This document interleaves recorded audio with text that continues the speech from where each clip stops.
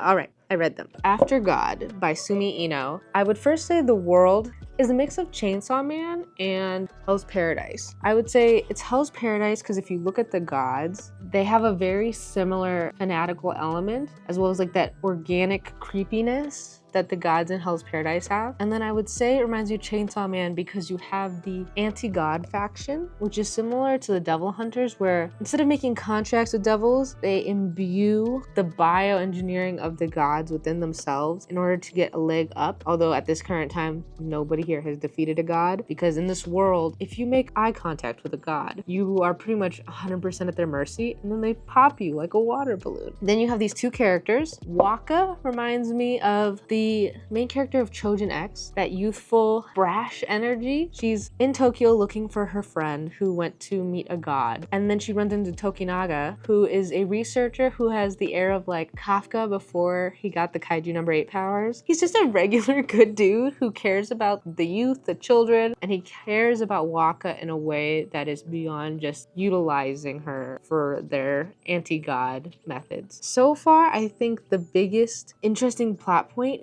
is how do you defeat these gods? It'll be interesting to see how they take it down, but besides the world that I'm fascinated in, which is built in kind of like a post-apocalyptic Tokyo, is the dynamic duo that they are forming here. On to the next book, Mujina Into the Deep by Inao Asano. I would say is a thought experiment about what would happen if you had like modern samurais. And they're not essentially samurais, they're lawless people. There's a new context of how the world doesn't have rights for certain groups of people. And without rights, these people can't go to the hospital, can't do public transportation, can't be tried under the law. And so they go about being assassins. And so you're kind of following the life of a Mujina. And because they are treated as below the law, that can explain why it's explicit, because not only is the work that they do explicit, but their treatment that they endure is also explicit. Since they're assassins for hire, they deal with some pretty cruddy people, and they're hired to also work for some pretty terrible people. That concludes my haul. I would recommend going to check out these two books. They are very different. There's a lot of